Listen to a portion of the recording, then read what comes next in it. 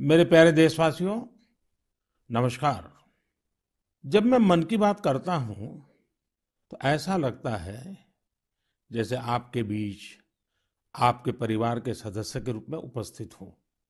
हमारी छोटी छोटी बातें जो एक दूसरे को कुछ सिखा जाए, जीवन के खट्टे मीठे अनुभव जो जी भर के जीने की प्रेरणा बन जाए, बस यही तो है मन की बात। आज 2021 की जनवरी का आखिरी दिन है। क्या आप भी मेरी तरह ये सोच रहे हैं कि अभी कुछ ही दिन पहले तो 2021 शुरू हुआ था? लगता ही नहीं कि जनवरी का पूरा महीना बीत गया है। समय की गति इसी को तो कहते हैं। कुछ दिन पहले की ही तो बात लगती है जब हम एक दूसरे को शुभकामनाएं दे रहे थे। फिर हमने लोहड़ी मनाई, मकर संक्रांति मनाई, पोंगल, बिहू मनाया। देश के अलग अलग हिस्सों में त्योहारों की धूम रही। 23 जनवरी को हमने नेताजी सुभाष चंद्र बोस के जन्मदिन को पराक्रम दिवस के तौर पर मनाया और 26 जनवरी को गणतंत्र दिवस की शानदार परेड भी देखी। राष्ट्रपति जी द्वारा संसद के संयुक्त सत्र को संबोधन के बाद बजट सत्र भी शुरू हो गया है। इन सभी के बीच एक और कार्य हुआ जिसका हम सभी को बहुत इंतजार रहता है। ये है पद्म पुरस्कारों की घोषणा। राष्ट्र ने असाधारण कार्य कर रहे लोगों को उनकी उपलब्धियां और मानवता के प्रति उनके योगदान के लिए सम्मानित किया। इस साल भी पुरस्कार पाने वालों में वे लोग शामिल हैं जिन्होंने अलग अलग क्षेत्रों में बेहतरीन काम किया है। अपने कामों से किसी का जीवन बदला है, देश को आगे बढ़ाया है। यानी जमीनी स्तर पर काम करने वाले अनसंग हीरोज को पद्म सम्मान देने की जो परंपरा देश ने कुछ वर्ष पहले शुरू की थी, वो इस बार भी कायम रखी गई है। मेरा आप सभी से आग्रह है कि इन लोगों के बारे में, उनके योगदान के बारे में जरूर जानें। परिवार में उनके बारे में चर्चा करें। देखिएगा, सबको इससे कितनी प्रेरणा मिलती है। इस महीने क्रिकेट पिच से भी बहुत अच्छी खबर मिली। हमारी क्रिकेट टीम ने शुरुआती दिक्कतों के बाद शानदार वापसी करते हुए ऑस्ट्रेलिया में सीरीज जीती। हमारे खिलाड़ियों का हार्ड वर्क और टीम वर्क प्रेरित करने वाला है। इन सब के बीच दिल्ली में 26 जनवरी को तिरंगा का अपमान देख देश बहुत दुखी भी हुआ। हमें आने वाले समय को नई आशा और नवीनता से भरना है। हमने पिछले साल असाधारण संयम और साहस का परिचय दिया। इस साल भी हमें कड़ी मेहनत करके अपने संकल्पों को सिद्ध करना है। अपने देश को और तेज गति से आगे ले जाना है। मेरे प्यारे देशवासियों, इस साल की शुरुआत के साथ ही कोरोना के खिलाफ हमारी लड़ाई को भी करीब करीब एक साल पूरा हो गया है। जैसे कोरोना के खिलाफ भारत की लड़ाई एक उदाहरण बनी है, वैसे ही अब हमारा वैक्सीनेशन प्रोग्राम भी दुनिया में एक मिसाल बन रहा है। आज भारत दुनिया का सबसे बड़ा कोविड वैक्सीन प्रोग्राम चला रहा है। आप जानते हैं और भी ज्यादा गर्व की बात क्या है? हम सबसे बड़े वैक्सीन प्रोग्राम के साथ ही दुनिया में सबसे तेज गति से अपने नागरिकों का वैक्सीनेशन भी कर रहे हैं। सिर्फ 15 दिन में भारत अपने 30 लाख से ज्यादा कोरोना वॉरियर का टीकाकरण कर चुका है, जबकि अमेरिका जैसे समृद्ध देश को इसी काम में 18 दिन लगे थे और ब्रिटेन को 36 दिन। साथियों, मेड इन इंडिया वैक्सीन आज भारत की आत्मनिर्भरता का तो प्रतीक है ही, भारत के आत्मगौरव का भी प्रतीक है। नमो ऐप पर यूपी से भाई हिमांशु यादव ने लिखा है कि मेड इन इंडिया वैक्सीन से मन में एक नया आत्मविश्वास आ गया है। मदुरई से कीर्ति जी लिखती हैं कि उनके कई विदेशी दोस्त उनको मैसेज भेजकर भारत का शुक्रिया अदा कर रहे हैं। कीर्ति जी के दोस्तों ने उन्हें लिखा है कि भारत ने जिस तरह कोरोना से लड़ाई में दुनिया की मदद की है, उससे भारत के बारे में उनके मन में इज्जत और भी बढ़ गई है। कीर्ति जी, देश का ये गौरवगान सुनकर मन की बात के श्रोताओं को भी गर्व होता है। आजकल मुझे भी अलग अलग देशों के राष्ट्रपति और प्रधानमंत्रियों की तरफ से भारत के लिए ऐसे ही संदेश मिलते हैं। आपने भी देखा होगा, अभी ब्राजील के राष्ट्रपति ने ट्वीट करके जिस तरह से भारत को धन्यवाद दिया है, वो देखकर हर भारतीय को कितना अच्छा लगा। हजारों किलोमीटर दूर दुनिया के दूर सुदूर कोने के निवासियों को रामायण के उस प्रसंग की इतनी गहरी जानकारी है, उनके मन पर गहरा प्रभाव है। ये हमारी संस्कृति की विशेषता है। साथियों, इस वैक्सीनेशन कार्यक्रम में आपने एक और बात पर अवश्य ध्यान दिया होगा। संकट के समय में भारत दुनिया की सेवा इसलिए कर पा रहा है क्योंकि भारत आज दवाओं और वैक्सीन को लेकर सक्षम है, आत्मनिर्भर है। यही सोच आत्मनिर्भर भारत अभियान की भी है। भारत जितना सक्षम होगा, उतनी ही अधिक मानवता की सेवा करेगा, उतना ही अधिक लाभ दुनिया को होगा। मेरे प्यारे देशवासियों, हर बार आपके ढेर सारे पत्र मिलते हैं। नमो ऐप और माय गॉव पर आपके मैसेजेस, फोन कॉल्स के माध्यम से आपकी बातें जानने का अवसर मिलता है। इन्हीं संदेशों में एक ऐसा भी संदेश है जिसने मेरा ध्यान खींचा। ये संदेश है बहन प्रियंका पांडे जी का। 23 साल की बेटी प्रियंका जी हिंदी साहित्य की विद्यार्थिनी है और बिहार के सिवान में रहती है। प्रियंका जी ने नमो ऐप पर लिखा है कि वो देश के 15 घरेलू पर्यटन स्थलों पर जाने के मेरे सुझाव से बहुत प्रेरित हुई थी। इसलिए 1 जनवरी को वो एक जगह के लिए निकली जो बहुत खास थी। वे जगह थी उनके घर से 15 किलोमीटर दूर देश के पहले राष्ट्रपति डॉक्टर राजेंद्र प्रसाद जी का पैतृक निवास। प्रियंका जी ने बड़ी सुंदर बात लिखी है कि अपने देश की महान विभूतियों को जानने की दिशा में उनका ये पहला कदम था। प्रियंका जी को वहां डॉक्टर राजेंद्र प्रसाद जी द्वारा लिखी गई पुस्तकें मिली, अनेक ऐतिहासिक तस्वीरें मिली। वाकई प्रियंका जी, आपका यह अनुभव दूसरों को भी प्रेरित करेगा। साथियों, इस वर्ष से भारत अपनी आजादी के 75 वर्ष का समारोह अमृत महोत्सव शुरू करने जा रहा है। ऐसे में यह हमारे उन महानायकों से जुड़ी स्थानीय जगहों का पता लगाने का बेहतरीन समय है जिनकी वजह से हमें आजादी मिली। साथियों, हम आजादी के आंदोलन और बिहार की बात कर रहे हैं तो मैं नमो ऐप पर ही की गई एक और टिप्पणी की भी चर्चा करना चाहूंगा। मुंगेर के रहने वाले जयराम विप्लव जी ने मुझे तारापुर शहीद दिवस के बारे में लिखा है। 15 फरवरी 1932 को देशभक्तों की एक टोली के कई वीर नौजवानों की अंग्रेजों ने बड़ी ही निर्ममता से हत्या कर दी थी। उनका एकमात्र अपराध यह था कि वे वंदे मातरम और भारत माँ की जय के नारे लगा रहे थे। मैं उन शहीदों को नमन करता हूँ और उनके साहस का श्रद्धापूर्वक स्मरण करता हूँ। मैं जयराम विप्लव जी को धन्यवाद देना चाहता हूँ। वे एक ऐसी घटना को देश के सामने लेकर आए जिस पर उतनी चर्चा नहीं हो पाई जितनी होनी चाहिए थी। मेरे प्यारे देशवासियों, भारत के हर हिस्से में, हर शहर, कस्बे और गांव में आजादी की लड़ाई पूरी ताकत के साथ लड़ी गई थी।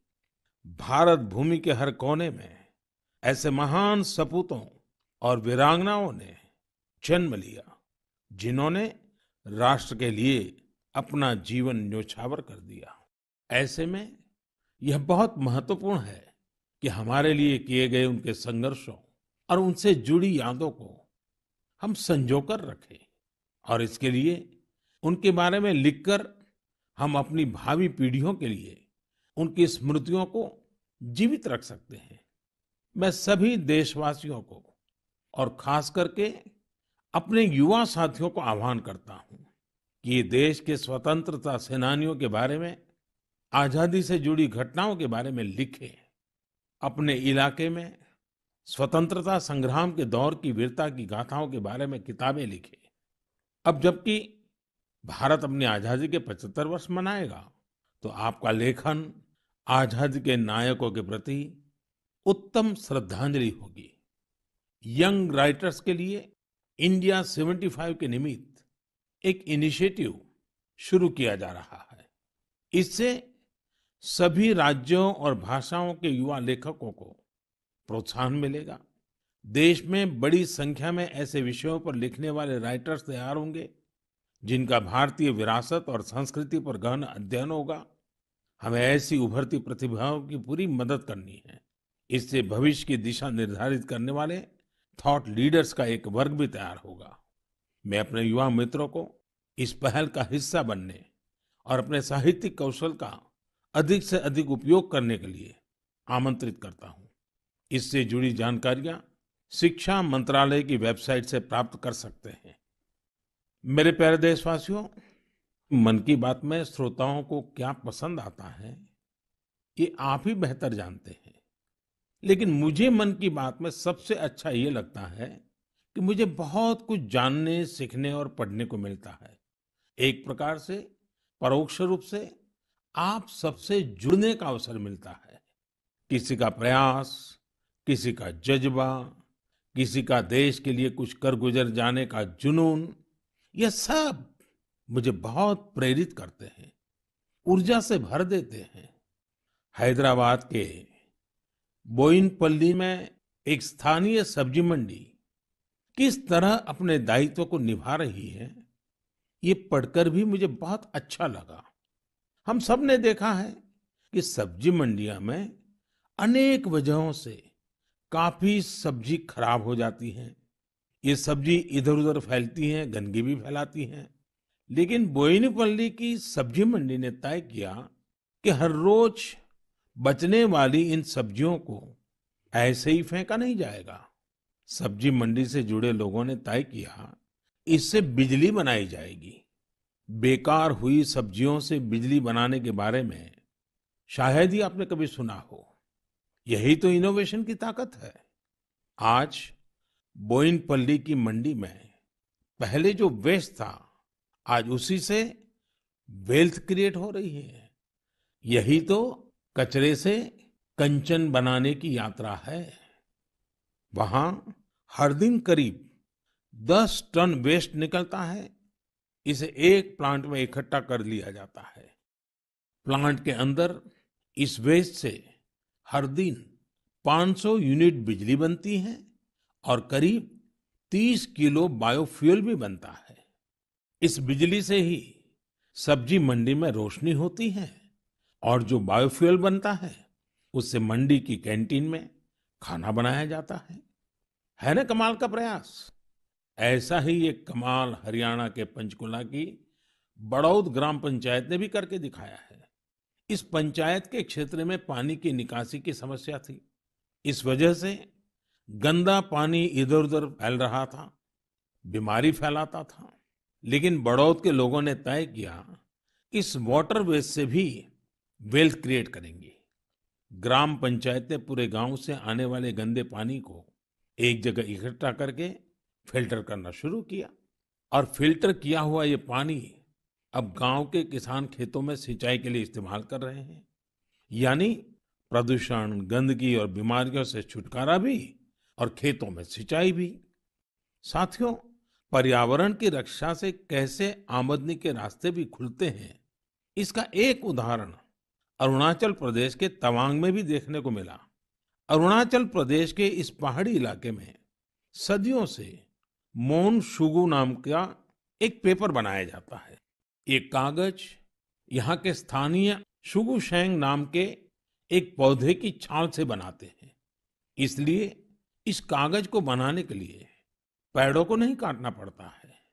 इसके अलावा इसे बनाने में किसी केमिकल का इस्तेमाल भी नहीं होता है। यानी ये कागज पर्यावरण के लिए भी सुरक्षित है और स्वास्थ्य के लिए भी। एक वो भी समय था जब इस कागज का निर्यात होता था, लेकिन जब आधुनिक तकनीक से बड़ी मात्रा में कागज बनने लगे तो ये स्थानीय कला बंद होने की कगार पर पहुंच गई। अब एक स्थानीय सामाजिक कार्यकर्ता गोम्बू ने इस कला को पुनर्जीवित करने का प्रयास किया है। इससे यहाँ के आदिवासी भाई बहनों को रोजगार भी मिल रहा है। मैंने एक और खबर केरल की देखी है जो हम सभी को अपने दायित्वों का एहसास कराती है। केरल के कोट्टयम में एक दिव्यांग बुजुर्ग हैं, एनएस राजप्पन साहब। राजप्पन जी पैरालिसिस के कारण चलने में असमर्थ हैं, लेकिन इससे स्वच्छता के प्रति उनके समर्पण में कोई कमी नहीं आई है। वो पिछले कई सालों से नाव से वेम्बनाड झील में जाते हैं और झील में फेंकी गई प्लास्टिक की बोतलें बाहर निकाल करके ले आते हैं। सोचिए, राजप्पन जी की सोच कितनी ऊंची है। हमें भी राजप्पन जी से प्रेरणा लेकर स्वच्छता के लिए जहां संभव हो अपना योगदान देना चाहिए। मेरे प्यारे देशवासियों, कुछ दिन पहले आपने देखा होगा, अमेरिका के सैन फ्रांसिस्को से बंगलुरु के लिए एक नॉन स्टॉप फ्लाइट की कमान भारत की 4 विमेन पायलट्स ने संभाली। 10,000 किलोमीटर से भी ज्यादा लंबा सफर तय करके ये फ्लाइट 225 से अधिक यात्रियों को भारत लेकर आई। आपने इस बार 26 जनवरी की परेड में भी गौर किया होगा, जहां भारतीय वायुसेना की 2 विमेन ऑफिसर्स ने नया इतिहास रच दिया है। क्षेत्र कोई भी हो, देश की महिलाओं की भागीदारी लगातार बढ़ रही है। लेकिन अक्सर हम देखते हैं कि देश के गांवों में हो रहे इसी तरह के बदलाव की उतनी चर्चा नहीं हो पाती। इसलिए जब मैंने एक खबर मध्य प्रदेश के जबलपुर की देखी तो मुझे लगा कि इसका जिक्र तो मुझे मन की बात में जरूर करना चाहिए। ये खबर बहुत प्रेरणा देने वाली है। जबलपुर के चिचगांव में कुछ आदिवासी महिलाएं एक राइस मिल में दिहाड़ी पर काम करती थी। कोरोना वैश्विक महामारी ने जिस तरह दुनिया के हर व्यक्ति को प्रभावित किया, उसी तरह ये महिलाएं भी प्रभावित हुई। उनकी राइस मिल में काम रुक गया। स्वाभाविक है कि इससे आमदनी की भी दिक्कत आने लगी, लेकिन ये निराश नहीं हुई। इन्होंने हार नहीं मानी। इन्होंने तय किया कि ये साथ मिलकर अपनी खुद की राइस मिल शुरू करेगी। जिस मिल में ये काम करती थी, वो अपनी मशीन भी बेचना चाहती थी। इनमें से मीना रहंगडाले जी ने सब महिलाओं को जोड़कर स्वयं सहायता समूह बनाया और सबने अपनी बचाई हुई पूंजी से पैसा जुटाया। जो पैसा कम पड़ा, उसके लिए आजीविका मिशन के तहत बैंक से कर्ज ले लिया।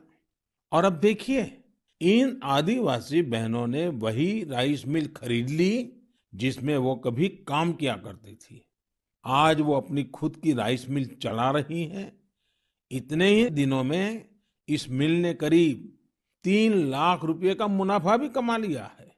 इस मुनाफे से मीना जी और उनकी साथी सबसे पहले बैंक का लोन चुकाने और फिर अपने व्यापार को बढ़ाने के लिए तैयारी कर रही हैं। कोरोना ने जो परिस्थितियां बनाई, उससे मुकाबले के लिए देश के कोने-कोने में ऐसे अद्भुत काम हुए हैं। मेरे प्यारे देशवासियों, अगर मैं आपसे बुंदेलखंड के बारे में बात करूं, तो वो कौन सी चीजें हैं जो आपके मन में आएगी? इतिहास में रुचि रखने वाले लोग इस क्षेत्र को झांसी की रानी लक्ष्मीबाई के साथ जोड़ेंगे। वहीं कुछ लोग सुंदर और शांत ओरछा के बारे में सोचेंगे। कुछ लोगों को इस क्षेत्र में पड़ने वाली अत्यधिक गर्मी की भी याद आ जाएगी। लेकिन इन दिनों यहाँ कुछ अलग हो रहा है जो काफी उत्साहवर्धक है और जिसके बारे में हमें जरूर जानना चाहिए। पिछले दिनों झांसी में 1 महीने तक चलने वाला स्ट्रॉबेरी फेस्टिवल शुरू हुआ। हर किसी को आश्चर्य होता है, स्ट्रॉबेरी और बुंदेलखंड, लेकिन यही सच्चाई है। अब बुंदेलखंड में स्ट्रॉबेरी की खेती को लेकर उत्साह बढ़ रहा है और इसमें बहुत बड़ी भूमिका निभाई है झांसी की एक बेटी गुरलीन चावला ने। लॉ की छात्रा गुरलीन ने पहले अपने घर पर और फिर अपने खेत में स्ट्रॉबेरी की खेती का सफल प्रयोग कर ये विश्वास जगाया है कि झांसी में भी ये हो सकता है। झांसी का strawberry festival stay at home concept पर जोर देता है। इस महोत्सव के माध्यम से किसानों और युवाओं को अपने घर के पीछे खाली जगह पर या छत पर टेरेस गार्डन में बागवानी करने और स्ट्रॉबेरीज उगाने के लिए प्रोत्साहित किया जा रहा है। नई टेक्नोलॉजी की मदद से ऐसे ही प्रयास देश के अन्य हिस्सों में भी हो रहे हैं। जो स्ट्रॉबेरी कभी पहाड़ों की पहचान थी, वो अब कच्छ की रेतीली जमीन पर भी होने लगी हैं। किसानों की आय बढ़ रही है। साथियों, स्ट्रॉबेरी फेस्टिवल जैसे प्रयोग इनोवेशन की स्पिरिट को तो प्रदर्शित करते ही हैं, साथ ही यह भी दिखाते हैं कि हमारे देश का कृषि क्षेत्र कैसे नई टेक्नोलॉजी को अपना रहा है। साथियों, खेती को आधुनिक बनाने के लिए सरकार प्रतिबद्ध है और अनेक कदम उठा भी रही है। सरकार के प्रयास आगे भी जारी रहेंगे। मेरे प्यारे देशवासियों, कुछ ही दिन पहले मैंने एक वीडियो देखा। वह वीडियो पश्चिम बंगाल के वेस्ट मिदनापुर स्थित नया पिंगला गांव के एक चित्रकार सरमुद्दीन का था। वो प्रसन्नता व्यक्त कर रहे थे कि रामायण पर बनाई उनकी पेंटिंग 2 लाख रुपए में बिकी है। इससे उनके गांव वालों को भी काफी खुशी मिली है। इस वीडियो को देखने के बाद मुझे इसके बारे में और अधिक जानने की उत्सुकता हुई। इसी क्रम में मुझे पश्चिम बंगाल से जुड़ी एक बहुत अच्छी पहल के बारे में जानकारी मिली, जिसे मैं आपके साथ जरूर साझा करना चाहूंगा। पर्यटन मंत्रालय के रीजनल ऑफिस ने महीने के शुरू में ही बंगाल के गांवों में एक इनक्रेडिबल इंडिया वीकेंड गेटवे की शुरुआत की। इसमें पश्चिम मिदनापुर, बांकुरा, बीरभूम, पुरुलिया, पूर्व बर्धमान, वहां के हस्तशिल्प कलाकारों ने विजिटर्स के लिए हैंडीक्राफ्ट वर्कशॉप आयोजित की। मुझे यह भी बताया गया कि इनक्रेडिबल इंडिया वीकेंड गेटवे के दौरान हैंडीक्राफ्ट्स की जो कुल बिक्री हुई, वो हस्तशिल्पकारों को बेहद प्रोत्साहित करने वाली है। देश भर में लोग भी नए नए तरीकों से हमारी कला को लोकप्रिय बना रहे हैं। ओडिशा के राउरकेला की भाग्यश्री साहू को देख लीजिए। वैसे तो इंजीनियरिंग की छात्रा है, लेकिन पिछले कुछ महीनों में उन्होंने पट्टचित्र कला को सीखना शुरू किया और उसमें निपुणता हासिल कर ली है। लेकिन क्या आप जानते हैं कि उन्होंने पेंट कहाँ किया? Soft stones. सॉफ्ट स्टोन्स पर कॉलेज जाने के रास्ते में भाग्यश्री को ये सॉफ्ट स्टोन मिले। उन्होंने इन्हें एकत्र किया और साफ किया। बाद में उन्होंने रोजाना 2 घंटे इन पत्थरों पर पट्टचित्र स्टाइल में पेंटिंग की। वह इन पत्थरों को पेंट कर उन्हें अपने दोस्तों को गिफ्ट करने लगी। लॉकडाउन के दौरान उन्होंने बोतलों पर भी पेंट करना शुरू कर दिया। अब तो वो इस आर्ट पर वर्कशॉप भी आयोजित करती हैं। कुछ दिन पहले ही सुभाष बाबू की जयंती पर भाग्यश्री ने पत्थर पर ही उन्हें अनोखी श्रद्धांजलि दी। मैं भविष्य के उनके प्रयासों के लिए शुभकामनाएं देता हूं। आर्ट एंड कलर्स के जरिए बहुत कुछ नया सीखा जा सकता है, किया जा सकता है। झारखंड के दुमका में किए गए एक ऐसे ही अनुपम प्रयास के बारे में मुझे बताया गया। यहाँ मिडिल स्कूल के एक प्रिंसिपल ने बच्चों को पढ़ाने और सिखाने के लिए गांव की दीवारों को ही अंग्रेजी और हिंदी के अक्षरों से पेंट करवा दिया। साथ ही उसमें अलग-अलग चित्र भी बनाए गए हैं। इससे गांव के बच्चों को काफी मदद मिल रही है। मैं ऐसे सभी लोगों का अभिनंदन करता हूं जो इस प्रकार के प्रयासों में लगे हैं। मेरे प्यारे देशवासियों, भारत से हजारों किलोमीटर दूर, कई महासागरों, महाद्वीपों के पार एक देश है जिसका नाम है चिले। भारत से चिले पहुंचने में बहुत अधिक समय लगता है, लेकिन भारतीय संस्कृति की खुशबू वहां बहुत समय पहले से ही फैली हुई है।